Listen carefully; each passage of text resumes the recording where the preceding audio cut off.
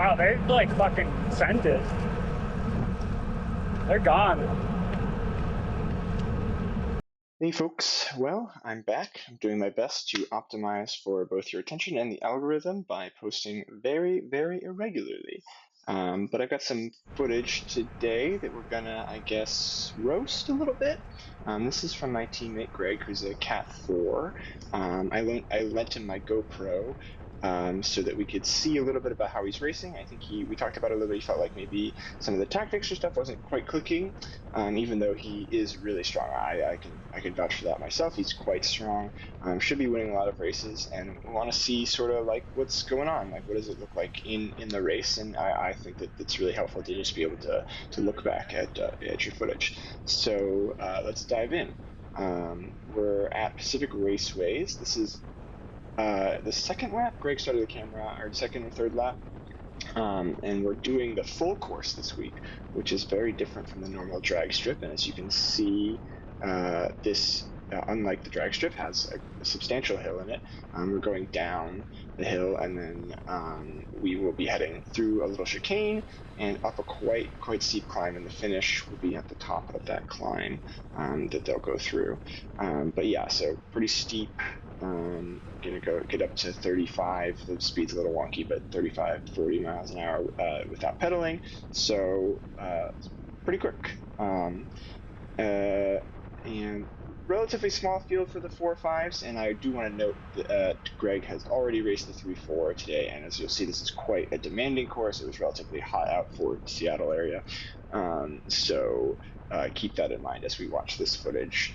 But with that in mind, we're going to talk today about energy management, which is probably like the biggest thing, most important thing about racing bikes is managing your energy here, and especially on a hard course like this. And it manifests differently than on a flat course.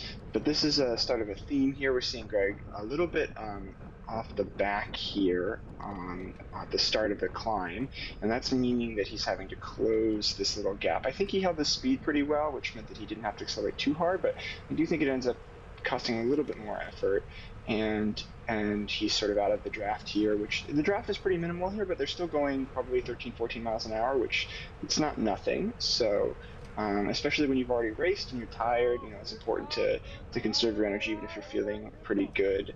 And you'll see that they're about to have to go neutral because the 1-2-3 field is coming by, and you'll see me go by already struggling. And I have my own problems with energy management in this race. If I get to make a video about that, get time for that. But yeah, so it's quite a steep climb coming up through the start finish. And the steepest part is really close to the top after you've sapped a lot of your momentum away. But the dynamic of this race, both in the 4.5s and in the 1-2-3, was basically that, yeah, like people would surge super hard up this hill, and then you would crest the hill right by the start finish, and you would immediately sit up. There we go. And so this is a very, very polarized effort here. So one thing I do want to highlight with this sped up footage here as we go over the top is that after things start to ease off, it can be really tempting to ease off too much, to be too casual about your position and just to sort of sit up too much.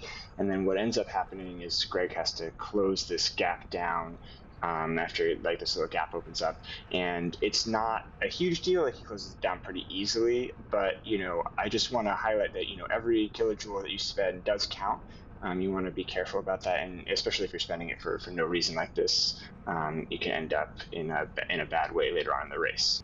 Skipping ahead to like a lap and a half later, we're seeing the start of the hill, and again Greg is entering in the back, still like fine in the pack or whatever, but we're going to see some attacks start to go, and you're seeing him having to move up to a surge here to move up a little bit, and just as he makes it to the front of the pack, there's actually someone going off the front here and another guy following. Greg's a little boxed in if you wanted to follow that. I think when I talked to him afterwards, he said, basically that it kept coming back. But I want to highlight this as a bit of a warning sign. As we see the field start to surge, those guys are getting ahead, They do ultimately get brought back on this lap, but Greg has to surge here. And then what happens here is like, well, yeah, he didn't surge as hard on the climb, but you'll see him actually have to close this down on the flat in a second here. We'll speed up a little bit here, but you see, yeah, he's ending up having to close this down on the flat. There might be other guys in his draft, but he's certainly in the wind here, while those guys are rotating up ahead, getting a little bit more respite. And this is a pretty big effort, like after you've just done that huge surge up the hill. He does ultimately catch on. I think that they may have a little bit of a gap, or certainly the field's like in ribbons in pretty significant way here. But to me, this is a big warning sign, because I was talking to Greg about this, and he was saying, "Oh, I didn't think the break was going to go because like breaks so rarely go in the 4.5." But like seeing on this lap that the way that it looked when people went up the hill seemed like definitely a warning sign here. So let's see the next time up the hill. So we're back at the base of the climb, and we see it's the same 3 or 4 guys that were off the front on the climb the last lap who've been rotating through this whole lap, and they've been rotating pretty well. I'm not sure if they've had a gap or what the deal is, but they were rotating pretty well together. And once again, you see Greg having to close this little bit of a gap. I'm not sure if it cost him that much here, like if he's able to preserve his speed or what, but it seems like it's maybe costing him a little bit of an effort. And then right after he gets back to the wheel, they start smashing. And Greg told me that he intentionally throttled back here. And we talked a little bit about the concept of energy management before. And to me, like, this is what managing energy up to this point is about. Like, if I'm seeing this after the last lap, seeing how much they're surging here, this is the race to me. Like, you've got to get across that if you can. If you can't, like, you just got to say chapeau to them. But you spend every bullet you've got to get across that, because all it's going to take is like 1 or 2 guys in this shattered field to sit up on that flat section, and they're gone. They're gone, and no one's going to bring them back in the 4-5 field. There's no one really to chase. And indeed, this is exactly what happens. You can see them rotating together. No one's coming around Greg. Greg's sitting on the front, quote unquote, here, doing 100 and something watts, not chasing, sort of letting them run the gap out. The race there's like 30 minutes left of this race, and they're going to get a big gap on this lap. We'll skip ahead here, but to sum up, lots of surge and sit-ups, some failed attempts at bridging, some complaints about who's going to pull. But as Greg very artfully summed it up in the beginning of this video, they're gone. So yes, the break is gone. The 3 leaders got a healthy gap, and they will take up all of the podium places here. But we can take a look at what the field finish looks like from Greg's perspective. And I think we're going to take a look at like a really tricky situation and how to manage that in different types of situations here. And the situation we're sort of looking at is guys taking a flyer. You see this guy going for it from a long bomb here. And sometimes these moves can be really dangerous, right? Like if you're at the end of a race and someone, there's a tired field and someone really takes off, like that can be a big problem.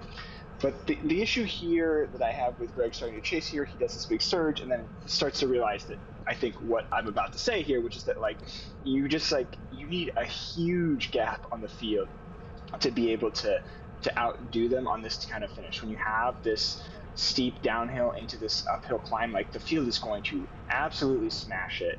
Those dudes are going to be doing like 400 watts down the whole descent, basically trying to go as hard as they can, and their legs are going to be pretty much cooked by the time they even hit the base of the climb, and they're going to go so much faster. So he realizes better of it, but I think he does end up getting himself a little bit too far forward as a consequence of that. But yeah, positioning yourself and timing these sort of like long uphill sprints is super hard, and I'm not personally very good at it. So this is more of a do as I say, not as I do type situation.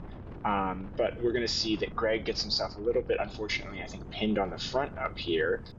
Speeding up a little bit as we go into the bottom of the final climb here. Yeah, Greg ends up behind this guy's wheel, and I think this guy had been following some moves and been kind of cooked earlier, and so Greg is sort of forced almost immediately to start coming around him because the speed's not high enough. And once you're at this point where you're on the front here, it's just really, you're really in a tricky position because you're just at such a risk of getting jumped. You can't really slide back because that will provoke the jumping. And yeah, you're missing out on even just that little bit of draft, even a low speed draft, and being able to watch what's going on is just much more difficult. And so Greg, despite having raced earlier, and despite his earlier effort just before the descent, managed to put out some pretty good watts. But unfortunately, I think just like gets a little bit gapped off by these guys. And I think maybe with a little bit of change in that finale, like could have made up a couple places. But yeah, great racing from Greg today. And I think just with a little bit of change in the way that he spent some energy in a couple key places could have made a big difference in the result here because he definitely has the power to do well.